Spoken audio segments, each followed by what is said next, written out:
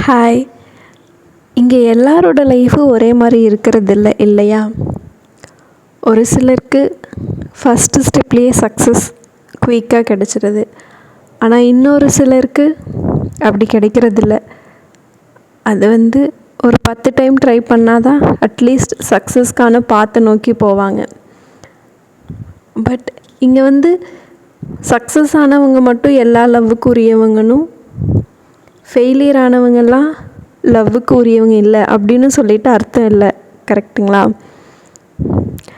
நம்ம கூட சக்ஸஸ் ஆன பீப்புளும் இருப்பாங்க, சக்ஸஸ்க்காக போராடிட்டுருக்கிற பீப்புளும் இருப்பாங்க.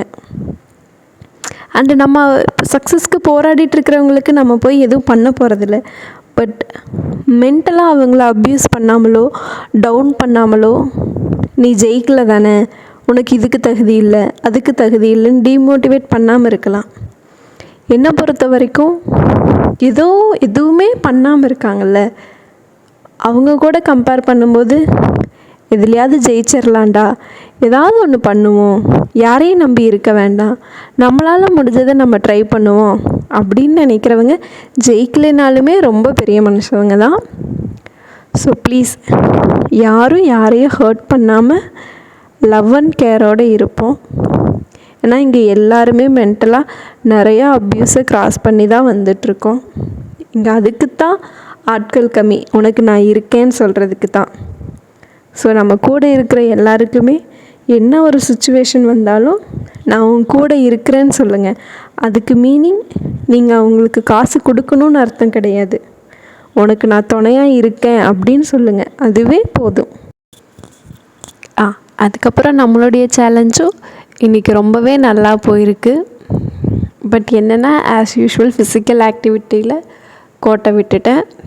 நாளையிலிருந்து ஷுவராக சொல்கிறேன், நான் இன்னுமே ப்ரொடக்டிவாக இருப்பேன். நீங்களும் ப்ரொடக்டிவாக இருக்கிறதுக்கு ட்ரை பண்ணுங்கள். ஏதாவது ஒரு சின்னதாக உங்கள் லைஃப்பில் சின்ன சின்ன சேஞ்சஸ் கொண்டுட்டு வாங்க. அது உங்களுக்கு லைஃப்பில் பெரிய இம்பேக்ட் கொடுக்கும்.